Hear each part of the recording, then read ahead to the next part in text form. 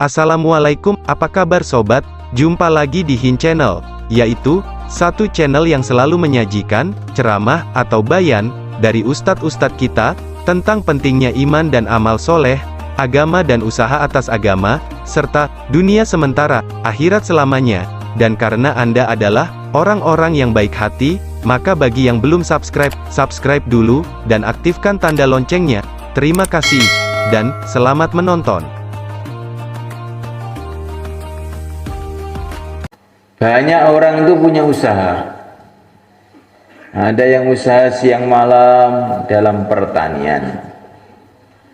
Ada yang usaha siang malam dalam perdagangan. Ada yang usaha siang malam dalam politik. Ada yang usaha siang malam dalam macam-macam hal. Tetapi Subhanahu wa ta'ala, usaha yang tertinggi, usaha yang terbesar, usaha yang teragung, yang kita tidak akan menyesal selama-lamanya, usaha mencari ridha Allah.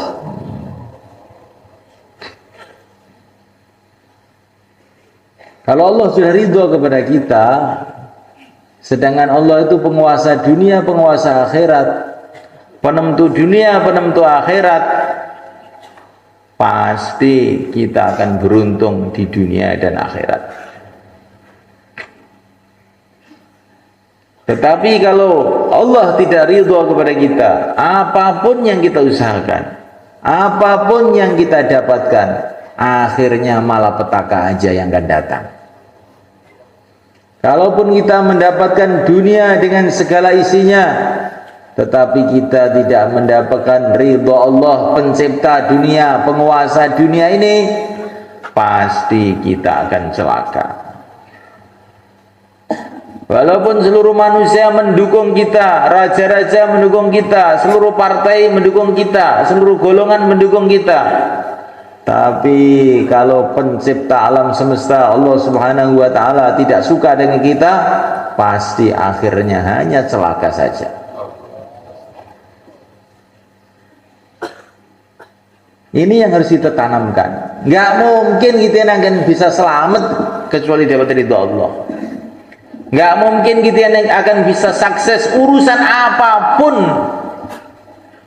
kecuali kalau kita dapat ridha Allah. Maka Nabiullah Isa alaihissalam memberikan nasihat kepada sahabat-sahabatnya yang sibuk dalam urusan-urusan macam-macam. Kamu ini dunia nggak mau, akhirat nggak mau. Kamu ini dunia nggak mau, akhirat nggak mau. Mereka terkejut, ya Nabi Allah, kalau akhirat nggak mau tuh ya bener. Kita ini memang sibuk urusan dunia aja. Tapi kata Tuhan, dunia pun nggak mau. Ini maksudnya bagaimana? Dunia ini milik Allah, akhirat milik Allah. Ketika kamu menjauh dari ridha Allah, sama saja dengan kamu nggak mau dunia, nggak mau akhirat.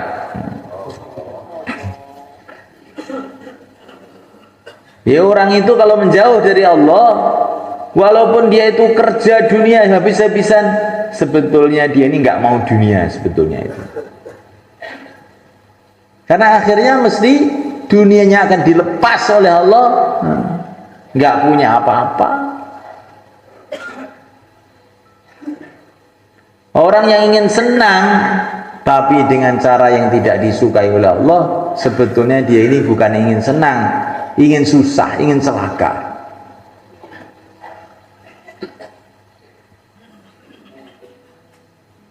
Yang oleh karena Allah Ta'ala, ini harus kita pahami betul-betul.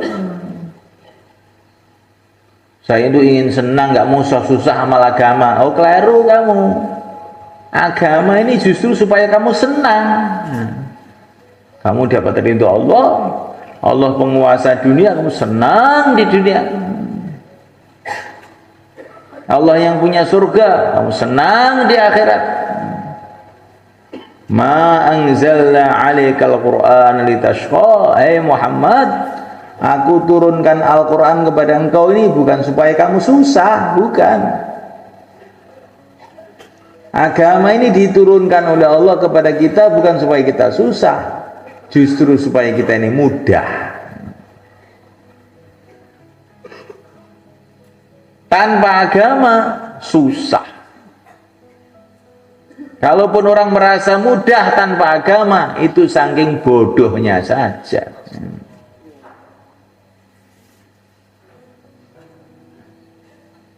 Bahkan tidak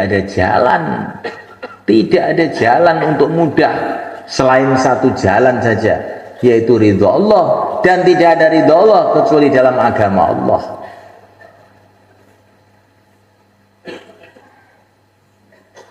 Sudah, ini umpama Allah itu memudahkan kita di dunia ini. Cari duit mudah, cari harta mudah, sampai seluruh dunia milik kamu semua, gratis umpamanya. Enak nggak kira-kira?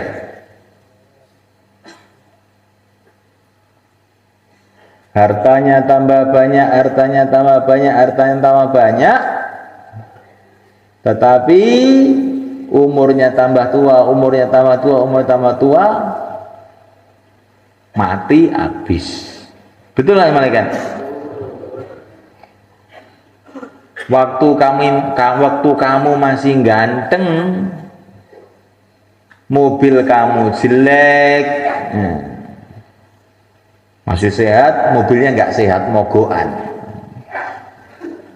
Setelah mobil kamu bagus, ganti kamu yang mogokan. Dengkulnya mogok, asam urat, jantungnya mulai agak mogok-mogok sedikit, penyumbatan, jalannya mulai miring-miring, mobilnya lurus, kamu yang miring sekarang. Rumah kamu sekarang bagus, tetapi kamu sendiri sekarang jelek. Dulu kamu ganteng, sekarang jelek kamu. Dulu kulit kamu kelihatan putih, sekarang menghitam. Karena apa? Karena diabetes, kulitnya menghitam. Sudah tidak seger lagi, dilihat sudah males orang melihatnya. Memang rumah kamu tambah baik, tapi kamu mah jelek. Inilah hasilnya orang dunia. Kemarin itu saya dikasih tahu ada seorang pengusaha besar di Jakarta. Wow, perusahaannya di mana ada, di mana-mana ada itu, orang kaya betul. Dia mengatakan waktu saya muda mau makan nggak ada yang dimakan. Sekarang makanan banyak, tapi makan nggak bisa juga, karena oleh Pak Dokter nggak boleh. Hanya minum air putih saja sekarang saya. Dan makanan pun, makanan yang enak-enak nggak boleh, hanya makanan cair saja, bubur. Itu sapinya beribu-ribu sapi, ini makan daging sapi nggak boleh. Coca-Colanya itu trontonan, nggak boleh minum. Kalau mau bikin sambal 1 kuintal pun bisa, tapi perutnya nggak kuat, kena sambal dikit langsung mual. Maka saya bilang itu belum, sebentar lagi ke neraka itu. Karena orang kafir ini yang bilang itu. Ini belum ini. Sudah waktu muda kamu bersusah payah kerja, tua bersusah payah sakit, mati bersusah payah ke neraka. Itulah nasibnya orang yang ingin mencari kebahagiaan bukan dengan agama Allah. Kalau orang mencari kebahagiaan dengan agama Allah, muda, ngapalkan Quran, wirid, i'tikaf, keluar 4 bulan. Oh, kamu masih muda di masjid saja, nikmat Pak di masjid. Menghadap kepada Allah Bagaimana tidak nikmat? Malam-malam orang pada tidur, dia zikir, subhanallah, subhanallah. Kamu kok sergap sekali? Bukan sergap Pak, ini nikmat ini. Masya Allah. Tambah tua, tambah gembira. Karena dia tahu tambah tua, tambah dekat dengan kuburnya, maknanya tambah dekat dengan surga. Tambah tua, wajahnya tambah cerah. Gembira, tersenyum aja. Kamu kok tersenyum aja, ada apa? Sudah tua. Kenapa kalau tua? Kalau sudah tua ini mau berangkat menyusul Rasulullah, bagaimana nggak senyum? Nah, senyum terus tua tuh. Ini kalau orang ahli dunia tua, aduh, dah tua saya. Rambut sudah mulai putih, badan mulai lemah. Akan saya tinggalkan pabrik saya, akan saya tinggalkan negara saya, akan saya tinggalkan istana saya, rumah saya. Orang dunia itu semua kan, kalau mau mikir dikit itu, betul-betul mereka ini orang yang paling susah sebetulnya. Walaupun itu presiden. Kamu kira orang jadi presiden enak itu? Enggak. Enak itu ketika dia tidak mikir. Kalau dia mikir, waduh sebentar lagi pensiun saya. Maka ada orang Bayan kemarin tuh di depan pejabat-pejabat. Para pejabat, ketahuilah katanya Bayannya itu. Orang tuh kalau jabatannya sudah tinggi, itu tandanya sudah mau mati katanya. Maka kalau kamu diangkat jabatan lebih tinggi, cepat inna lillahi wa inna ilaihi raji'un. Orang kok pangkatnya jenderal, berarti sudah mau mati. Nggak ada jenderal umur 17 tahun, nggak ada. Jenderal itu sudah tua. 50, 60 itu jenderal. Orang diangkat jadi presiden, sudah dekat kuburan itu. Itu umurnya mesti 50 ke atas itu. 60 ke atas bukan 50. Kalau Pak Lurah itu masih agak panjang itu. Biasanya. Ada juga yang lurah tambah dekat ya tak. Jadi semulaikan Allah Ta'ala itulah dunia. Maka orang yang membanggakan dunia hanya satu aja, orang yang bodoh, nggak mikir. Dunia ini bisa dibanggakan untuk siapa? Untuk orang yang nggak mau mikir. Para ulama mengatakan setelah di dunia ini ada makhluk yang namanya kematian, sebetulnya dunia ini sudah tidak ada yang pantas dibanggakan. Mau mati aja loh, yang dibanggakan apa? Dengar ini, setelah di dunia ini Allah ciptakan makhluk yang namanya kematian, maka apapun benda yang ada di dunia ini tidak pantas dibanggakan. Apa yang dibanggakan? Mau mati aja lah. Saya punya duit banyak, mau mati nggak? Ya mau mati, alah biasa. Sama dengan saya. Saya jenderal, mati nggak? Ya mati, alah sama aja. Saya menteri, mati nggak? Mati, podo wae. Tidak pantas dibanggakan. War mati loh. Saya sehat, alhamdulillah, kuat, seger. Mati nggak? Mati, podo wae. Jadi ketika ada makhluk yang namanya mati itu, apapun tuh jadi jelek. Yang kelihatannya dulunya gagah itu setelah dikasih label akan mati jadi nggak gagah lagi. Yang tadinya kelihatan cantik ketika ditulisi akan mati sudah nggak cantik lagi.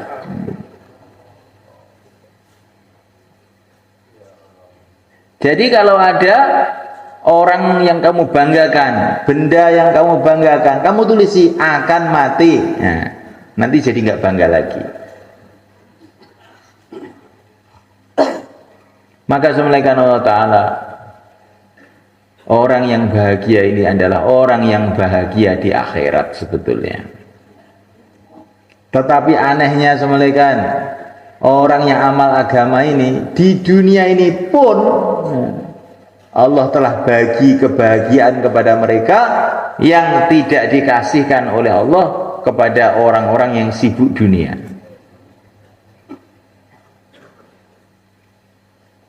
Karena orang beriman ini semulaikan, kalau dia kaya, ya bahagia dengan kaya itu dia menginfakkan hartanya, mensedekahkan hartanya, itu ada kenikmatannya semulaikan. Kalau orang jahil itu perasaannya kenikmatan itu menimbun harta. Kalau kamu sudah biasa infak, sedekah, sedekah itu ada kenikmatan yang tidak bisa didapatkan dengan mengumpulkan harta. Sedekah itu seperti birak tuh sebenarnya kan. Kamu taunya enaknya makan sate gulai. Oh, kalah dengan nikmatnya birak sebetulnya. Ngising, ngerti ngising? Nek wong gak mangan telung dino ngombe tok jek betah, tapi nek gak ngising telung dino, oh nggo rumah sakit.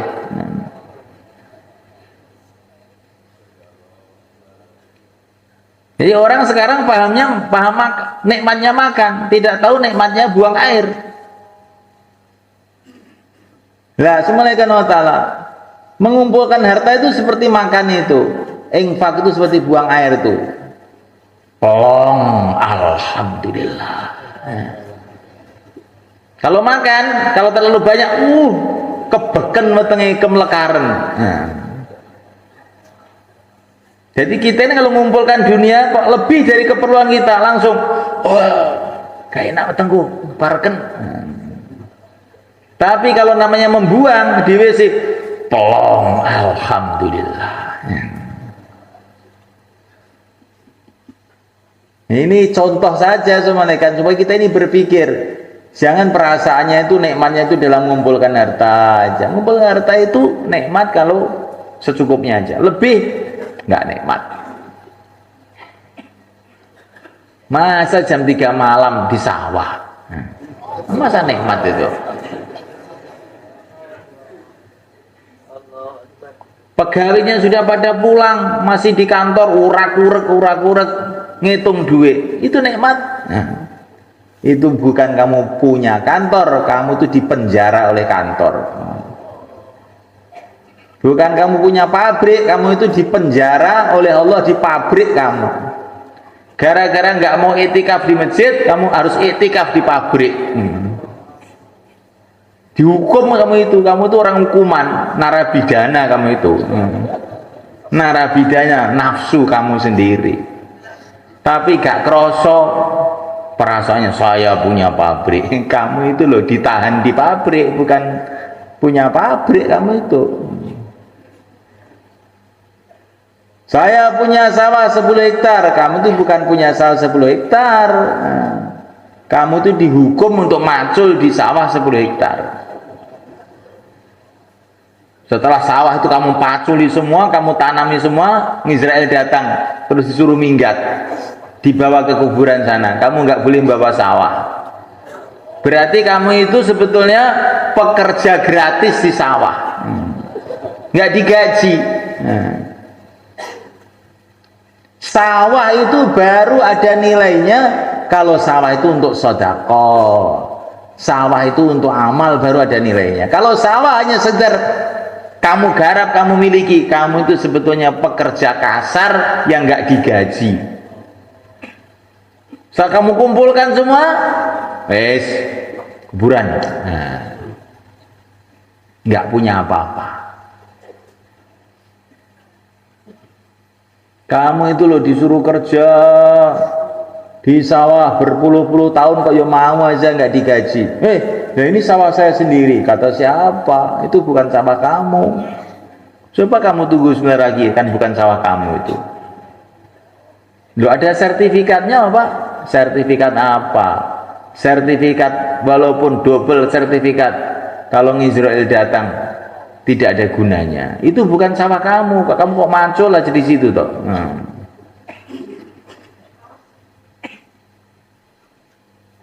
Maka semenaikan Allah Ta'ala, kesuksesan, kebahagiaan sebetulnya itu hanya kalau kita ini berjalan di jalan menuju surga, nggak ada lain. Sehingga kita dapat ridho Allah, hidup kita di dunia penuh dengan barokah. Kalau kaya, sedekah, tenang, plong. Kalau miskin, malah seneng.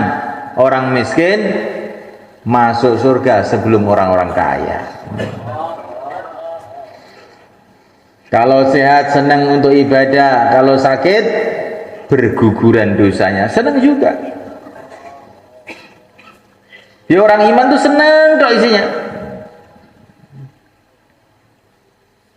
Yang menyusahkan untuk orang yang tidak beriman itu bagi orang beriman menyenangkan.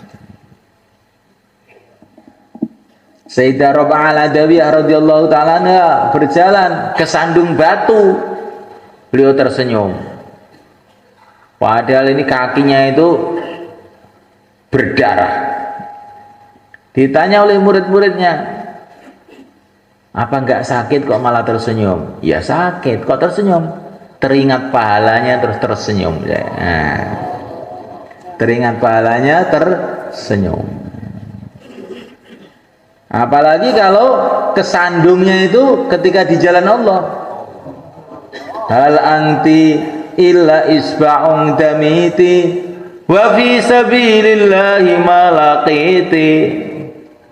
Baginda Nabi di jalan Allah kesandung batu, berdarah kakinya, beliau malah mengucapkan nyanyian, hal anti illa isba'un damiti wa fi sabilillahi malaqiti. Kamu ini adalah jari berdarah, tapi berdarah fi sabilillah nggak apa-apa. Malah nyanyi Rasulullah itu. Jadi kita ini kalau bersusah payah untuk agama itu kita syukuri.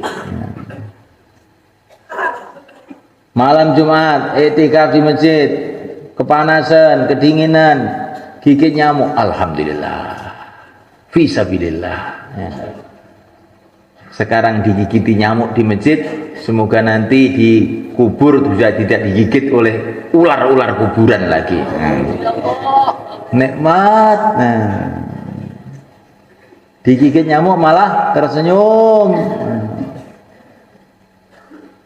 Ini orang iman tuh begitu. Diceritakan bagaimana Sayyidina Ibrahim ibnu Adham. Ibrahim ibnu Adham ini adalah anaknya raja di Persia sana. Tapi ditinggalkan kerajaannya, jalan kaki menuju Mekah. Setiap 1 kilo sholat 1000 rakaat. Setiap 1 kilo itu. Jadi perjalanan dari rumah beliau sampai Mekah itu 16 tahun. Ada orang begitu. Masya Allah. Beliau ini anak raja, nggak mau uang dari kerajaan, nggak mau. Beliau kerjanya ngepiok, kerjanya babat gandum, terus dapat gaji itu untuk makan beliau dengan santri-santrinya. Nah, mulai karena Allah satu hari beliau babat gandum, dapat opah, dititipkan santrinya, kamu bawa ya, kita terus ngadakan perjalanan. Tiba-tiba uangnya hilang, maka santrinya ini dengan penuh ketakutan datang kepada Sayyidina Ibrahim ibnu Adham. Syekh, uangnya hilang. Alhamdulillah, katanya dia. Loh, uangnya hilang kok malah alhamdulillah? Iya, tadi itu saya itu mikir nanti kalau saya ditanya oleh Allah mengenai uang saya ini bagaimana jawabannya.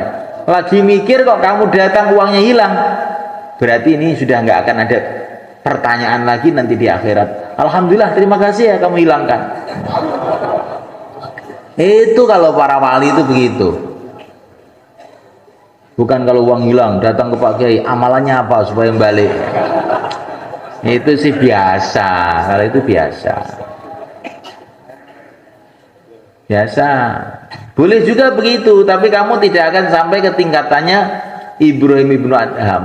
Nah, ya tingkatan Karkun Temboro gitu aja. Itu banyak itu, beberapa hari yang lalu tuh ada orang sepeda motornya hilang. Apa amalan? Baca Yasin. Tahu-tahu 3 hari balik sepeda motornya.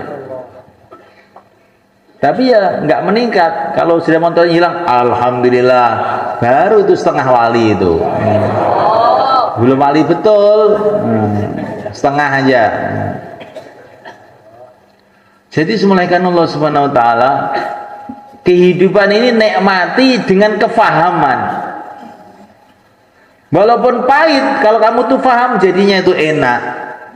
Walaupun manis, kalau kamu tuh tidak paham jadinya pahit. Uangnya sudah banyak, rumahnya sudah besar, tapi kamu tidak paham, timbul kerakusan dalam hati, ingin lebih baik lagi rumahnya, ingin lebih banyak lagi hartanya. Maka yang manis itu tahu-tahu jadi pahit.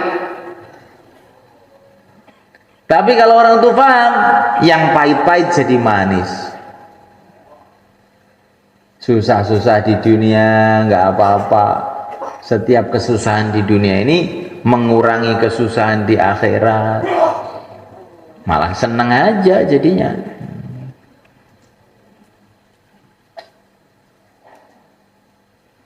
Nah, mulaikan Allah Subhanahu Wa Taala. Inilah diantara bagaimana kebahagiaan itu dalam agama. Nah, kebahagiaan itu letaknya dalam hati. Hati ini akan tenang, tentram, bahagia kalau hati ini paham agama.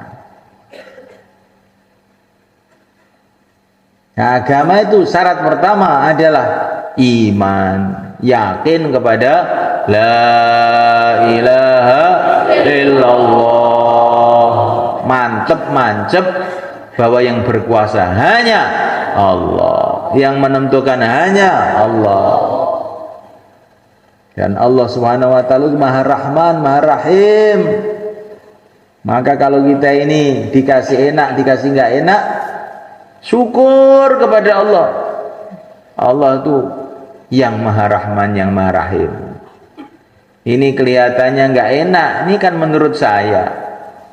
Mungkin ini yang tidak enak, ini justru yang paling baik bagi saya. Wa asa an takrahu syai'a wa huwa khairul lakum. Mungkin yang kamu tidak suka itu justru lebih baik buat kamu. Wallahu ya'lamu wa antum la ta'lamun. Kamu tidak tahu, Allah tahu, kamu tidak tahu. Orang iman itu menghadapi keadaan seperti orang sakit datang ke dokter, dipotong kakinya, dia malah senyum, walaupun meringis tapi senyum, terus membayar 10 juta. Kenapa? Karena dia tahu bahwa ini lebih baik. Allah Subhanahu Wa Taala Arhamur Rahimin, Maha kasih sayang kepada hamba-hambanya yang beriman. Maka apapun yang Allah turunkan kepada kita, kita gembira, kita syukur. Insya Allah, malaikat. Kalau syukur itu menunggu senang, wah, kamu tidak akan pernah syukur. Tapi syukur itu dasari bahwa Allah itu Maha kasih sayang, Maha tahu apa yang baik untuk saya. Maka orang yang begitu syukur terus.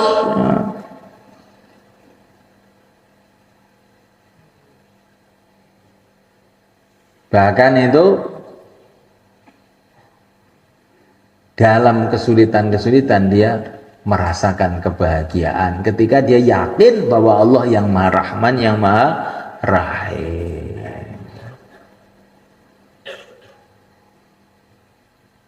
Nah, mulaikan Allah Subhanahu Wa Taala, orang itu mantep keyakinannya kepada Allah itu ada tandanya. Tandanya apa? Tandanya itu kalau ada masalah apa-apa, yang diingati pertama Allah. Kalau ada rasa takut, yang diingati Allah. Yang mendatangkan ketakutan ini juga hanya Allah.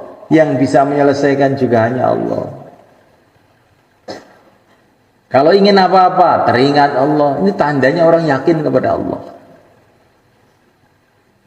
Di masjid hatinya kepada Allah. Saya ini di masjid, kalau enggak Allah kasih hidayah enggak akan paham juga. Di rumah hatinya kepada Allah. Walaupun di rumah, kalau Allah tidak menjadikan rumah ini menguntungkan saya, pasti saya datang ke rumah akan masalah. Istri akan marah, anak akan rewel. Maka ke rumah hatinya kepada Allah. Allahumma inni as'aluka khairal maulid, khairal makhraj. Ya Allah, saya masuk rumah ini jadikan baik, keluar rumah jadikan baik juga. Keladang hatinya kepada Allah.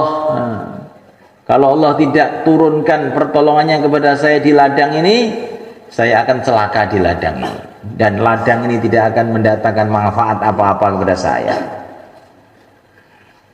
Maka keladang hatinya kepada Allah. Di mana saja hatinya kepada Allah, itu tandanya orang itu yakin bahwa yang berkuasa hanya Allah. Tandanya hati itu yakin kepada Allah, timbul rasa cinta kepada Allah. Karena seluruh kebaikan dunia akhirat hanya Allah yang bisa mendatangkan. Bagaimana dia tidak cinta kepada Allah? Timbul rasa takut kepada Allah. Semua musibah dunia akhirat yang membuat juga Allah juga. Bagaimana kita tidak takut kepada Allah? Timbul rasa takut, timbul rasa cinta, timbul rasa malu. Allah melihat saya 24 jam. Bagaimana saya tidak malu kepada Allah? Ini tandanya iman itu mancep di dalam hati. Semoga kita begitu semua. Tandanya cinta kepada Allah, cinta kepada Rasulullah. Karena Rasulullah itu adalah orang yang paling dicintai oleh Allah. Tandanya cinta kepada Rasulullah, cinta kepada sunnah Nabi. Cinta kepada perjuangan Nabi. Orang kalau tidak cinta dengan sunnah Nabi, tidak cinta dengan perjuangan Nabi, yaitu berarti cintanya kepada Nabi itu lemah. Sayyidina Umar radhiyallahu ta'ala mengatakan, kalau kamu punya amal seperti gunung-gunung, tetapi kamu tidak punya kecintaan yang sebenarnya kepada Nabi, gak akan ada nilainya di sisi Allah. Cinta kepada Nabi, senantiasa berselawat kepada Nabi, menghidupkan sunnah-sunnah Nabi, meneruskan perjuangan Nabi. Insya Allah, malaikat. Menyayangi umat Nabi. Menyayangi umat Nabi itu bagian dari cinta pada Nabi. Seluruh umat Islam ini adalah keluarganya Rasulullah SAW. Wa azwaju ummahatuhum, dalam Quran istri-istri Nabi adalah ibu orang-orang yang beriman. Berarti semua umat Islam ini keluarga Nabi semua. Kalau orang itu cinta pada Nabi, mesti sayang pada umat. Kalau sayang kepada umat, pasti mau mengajak mereka menuju keselamatan, menuju ridho Allah, menuju surga. Kalau orang membiarkan umat berbondong-bondong menuju neraka, itu berarti tidak sayang kepada umat. Orang yang tidak sayang kepada umat tidak disayangi oleh Allah. Allah nggak suka. Orang duduk nonton televisi, melihat kemaksiatan, malah tersenyum-senyum, itu orang kejam. Itulah orang kejam. Melihat orang mau ditarik ke neraka oleh setan, dia malah tersenyum. Mestinya kita harus nangis, kok malah tersenyum. Melihat orang digorok, disembelih, tersenyum. Kejam apa enggak? kejam.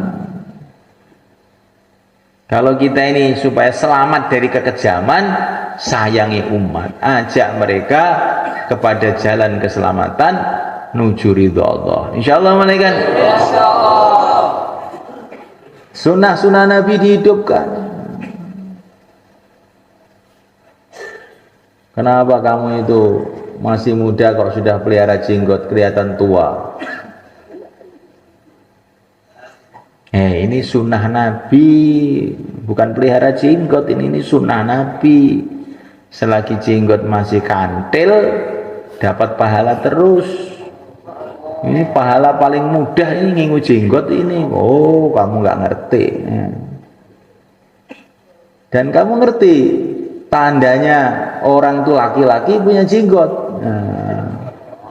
Kalau nggak punya jenggot itu belum laki-laki yang sempurna. Iya nggak cuma kan? Ya.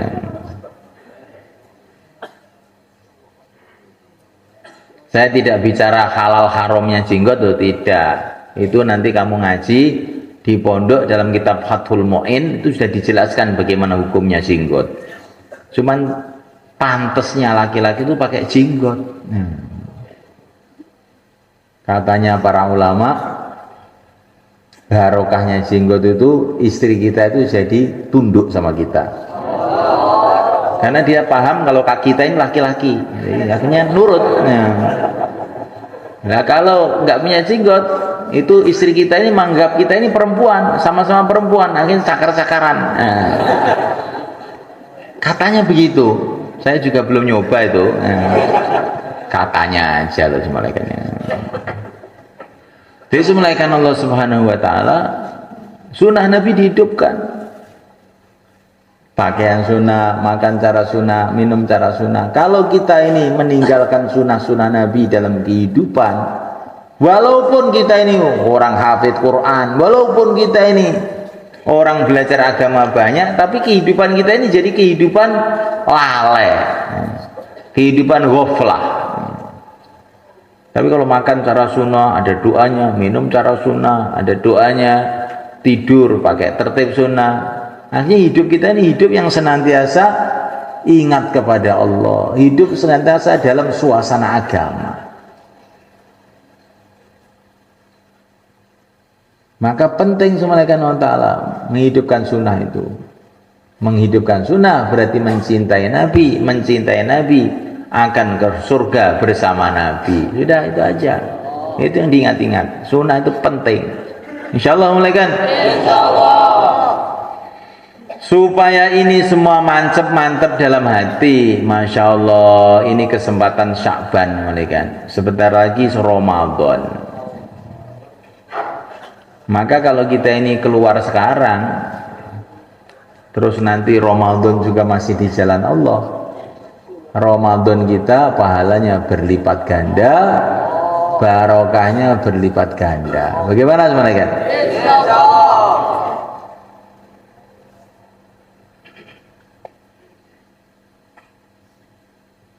Maka yang mau keluar 4 bulan, 40 hari, silahkan berdiri ke depan. Monggo.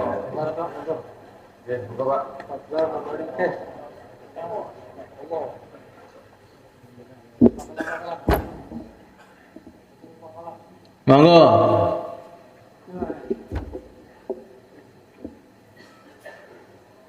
Pundi nih? Pundi? Bandung. Bandung mana? Saya dari Winong. Wah, lo kok Bandung? Hah? Wah, kan ke Bandung. Winong mana? Cara Jawa, monggo. Nggih niku sepuh-sepuh tapi mikirnya agama.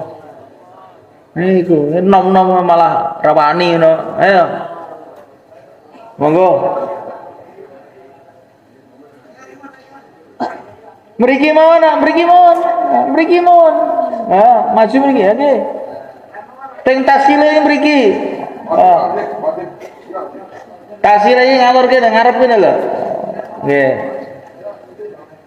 Ya, ngarep iki. dakwah iki ya arep metu niki ngantene kayak ngarep. Nah.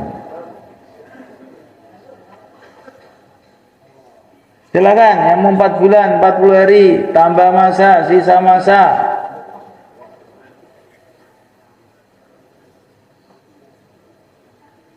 Termasuk jamaah setahun yang sisa masa ke depan. Biar ditafakut. Yang kurang 40 hari juga boleh, 10 hari berapa? Ini 10 hari. Minggu kedua 10 hari minggu kedua monggo ini kok kali Pak Tontowi ini kok 10 hari minggu kedua monggo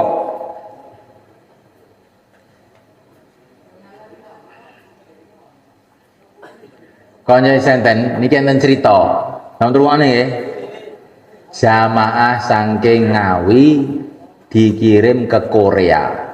Nah, dipimpin oleh Pak Kiai Manan di Korea kurang lebih 3 bulan ngislamkan 549 orang Korea.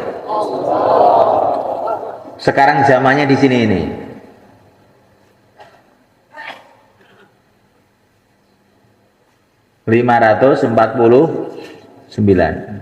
tadi baru cerita tadi pagi tadi di musyawarah pagi.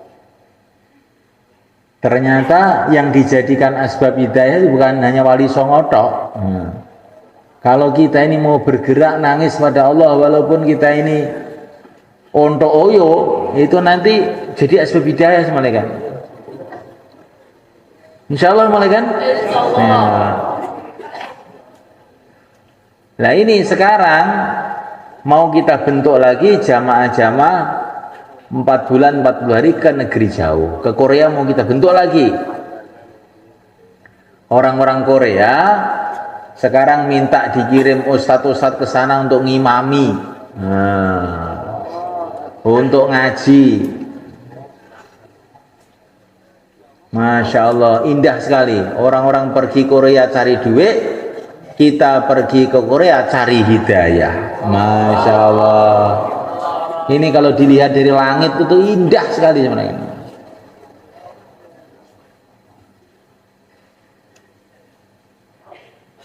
Bagaimana kalau kan pergi jauh?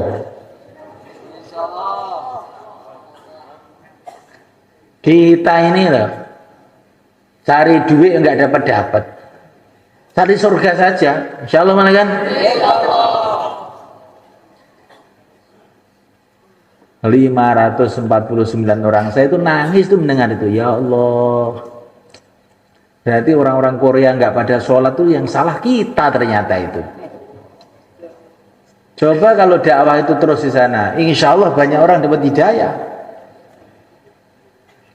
Maka yang niat negeri jauh, kapan saja dalam tahun ini berdiri ke utara, lor niki, monggo. Jamaah Pak Abdul Majid, jamaah Pak Ihsan, sedoyo sing niat negeri jauh, jumeneng ngalir begini ya, monggo.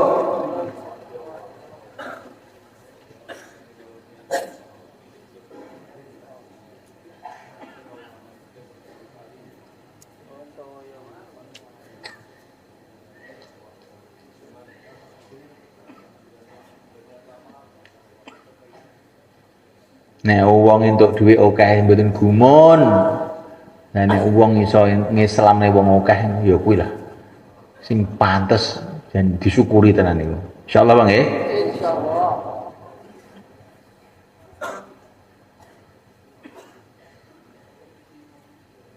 Nek wong anake dadi profesor, dokter biasa. Nek anake dadi hafid Quran kuwi lho kuwi jan ampuh tenan. Iya lho. Apa?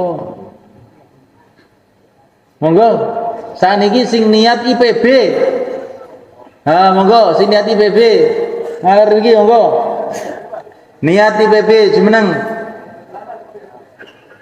Monggo kidul niku. Mbah Bakir. Niat IPB ngalor iki.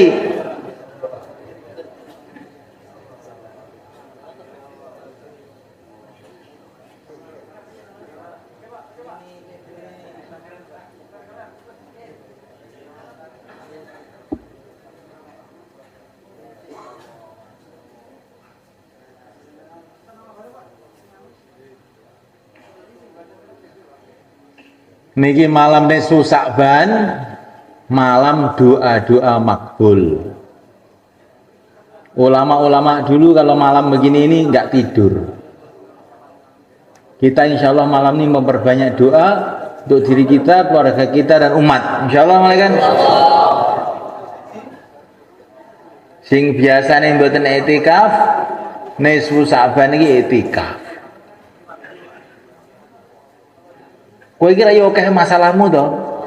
Akeh masalahmu to? Masalah keluarga, masalah ekonomi, masalah iki, masalah iki. Lah iki waktu donga makbul. Kok ora gelem donga, ya ngalamat panjene nak apes. Wong akeh masalahe, waktu donga makbul ora gelem donga, ya apes. Tidak bernasib baik. Nggih napa Pak? Ibaratnya wong keluwen ning ngarepe ning sego lawe komplit ora gelem mangan, nggur meneng dipendelengi. Lha iki nyapa to? Kula niki luwe. Lah kuwi sego pendeleng. Ya iki wong ora waras. Nggih mboten. Nggih. Lah iki pintu-pintu langit malam nisfu Sa'ban dibuka sampai langit ke-7 dibuka kata Nabi untuk menyambut doa-doanya orang yang berdoa. Kok tidak mau doa, nggak mau nangis malam ini, apes, betul-betul rugi. Insya Allah mulai kan.